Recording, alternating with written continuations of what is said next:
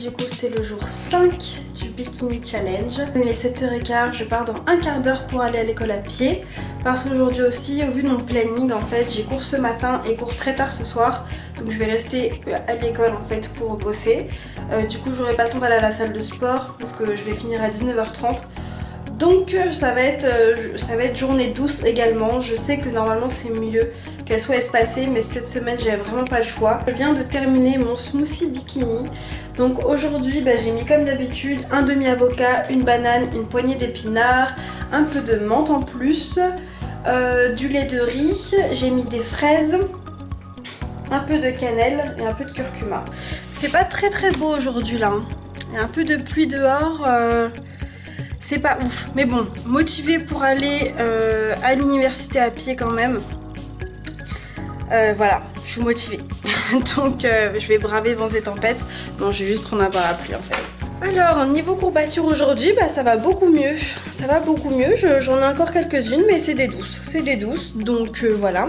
Je pense que je mange trop le soir en fait. J'ai faim souvent le soir. J'ai mangé une collation genre vers les 16h. Souvent j'ai tendance à, au niveau des proportions, à manger des belles assiettes quoi. Le souci c'est que je m'en rends compte, même si je mange tôt, peut-être que mon corps n'a pas le temps de digérer complètement en fait ce que je mange avant d'aller dormir. Parce que du coup je vais me coucher tôt. Et souvent je me réveille le matin et j'ai le ventre quand même un peu gonflé. Je sens que j'ai pas complètement digéré quoi. Normalement le matin on se lève, on a un petit ventre plat, on est contente tu vois. Enfin un ventre plat, on s'entend, c'est pas un ventre gonflé quoi. Mais là ça fait quelques matins où j'ai un peu le ventre ballonné. Donc je pense que c'est parce que je mange trop le soir.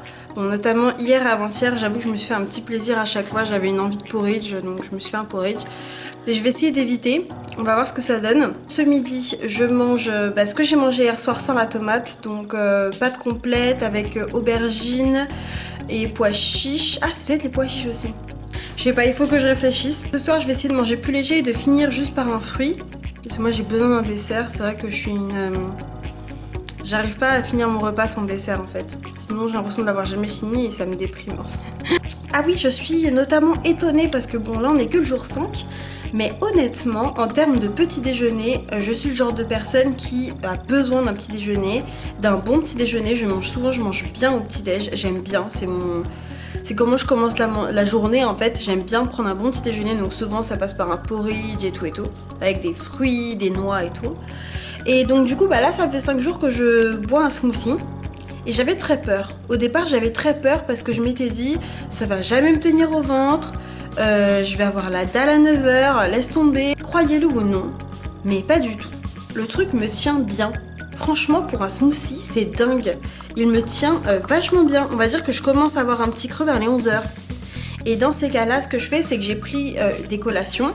Donc j'en ai une pour le matin, juste avant de manger en fait. Une demi-heure avant de manger, je me mange une pomme. C'est un conseil souvent que donne Valérie en fait sur ses réseaux sociaux et notamment sur la méthode Le Bootcamp, donc lebootcamp.fr, sa méthode de coaching en ligne. Souvent c'est vrai que manger une pomme 30 minutes avant le repas, ça fait qu'on va pas commencer le repas avec le ventre vide et qu'on a tendance aussi à moins se jeter sur la nourriture en fait. Et franchement je l'ai testé notamment pendant les fêtes de fin d'année. Je vous avais donné l'astuce dans la vidéo que j'avais faite à ce propos-là. Quelque chose qui marche bien.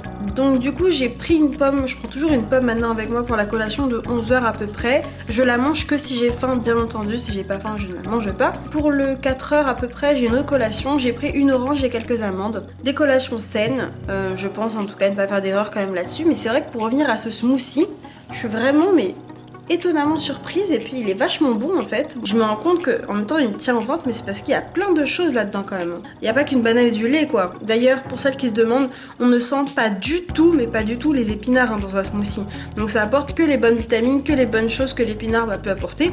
Ça donnera juste la couleur vert et apporter des nutriments vraiment cool pour votre corps quoi. Je suis quasiment arrivée et en fait comme je passe par un petit parc, je voulais vous montrer quelques images parce que c'est vraiment trop mignon, on entend les oiseaux et tout. Au final ça va me faire 5 km dans les pattes, c'est pas plus mal. Je pense que je devrais être vers les 5000 pas, donc quelque chose comme ça, ce qui est déjà pas mal pour un début de journée. Qu'en pensez-vous ?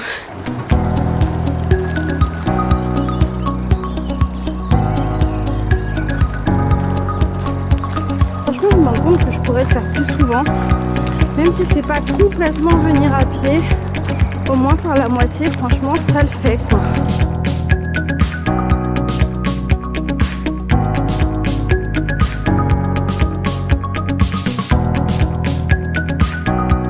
Je viens de rentrer, il est 21h, voilà. J'avais prévu, enfin plus ou moins, là il est quand même assez tard. Du coup autant vous dire que j'avais pas du tout la foi de me faire à manger, donc c'est en mode on grignote ce qu'il y a à la maison qui ne nécessite pas de cuisine. Du coup ce soir ce sera une tranche de pain complet avec un petit peu de margarine végétale en fait, donc ça s'appelle sojola, quelque chose comme ça, à base de soja du coup, et une tomate coupée avec un petit peu de sel dessus. Et en dessert un peu de raisin. Au niveau des pas aujourd'hui je suis à 14 246 pas. Et ce matin j'avais regardé et du coup pour mon allée à l'école à pied j'avais fait 9000 pas. Donc voilà, j'étais vraiment contente. Voilà, 14 000 et des bananes. Je suis contente, le challenge est accompli. Donc là je mange rapidement en fait, parce qu'ensuite je vais me démaquiller, faire mon stretching et au dodo directement. Parce que demain, c'est course à pied avec une copine. Je vous ai dit que dans le renforcement musculaire, il y avait des exercices que je n'arrivais pas à faire. Et hier, donc jeudi, Valérie Orsoni a fait un live sur Instagram, que j'ai suivi du coup. Et je lui ai demandé si on pouvait changer certains exercices, quoi, les remplacer. Et elle m'a dit clairement que franchement non, en fait. Donc elle préfère qu'on le fasse quand même si c'est difficile et qu'on n'y arrive pas et qu'on met du temps pour le faire. Mais qu'on fasse quand même les exercices, même si ça nous prend beaucoup plus de temps. Qu'on fait des pauses et tout, qu'on change d'exercice parce que du coup au niveau du programme... Voilà, en fait les exercices ils font vraiment travailler plusieurs muscles en même temps, ils ont été conçus pour ça, donc on peut pas forcément les changer. Donc bon, je prends mon mal en patience et puis voilà, ça me prendra plus de temps, mais je vais essayer de faire les exercices comme il faut les faire. Et voilà quoi. Et pour le truc des poignets aussi, parce que j'étais contente, j'étais pas la seule à dire que les crab crunch ils étaient genre horriblement difficiles. Et du coup pour l'exercice il nous a conseillé de mettre le poing, de mettre comme ça au sol, voilà. Donc voilà, on verra s'il y a des crab crunch qui reviennent dans le game. Franchement j'espère pas, mais on verra ce qu'on peut faire. Et pour les autres exercices du coup je retiens.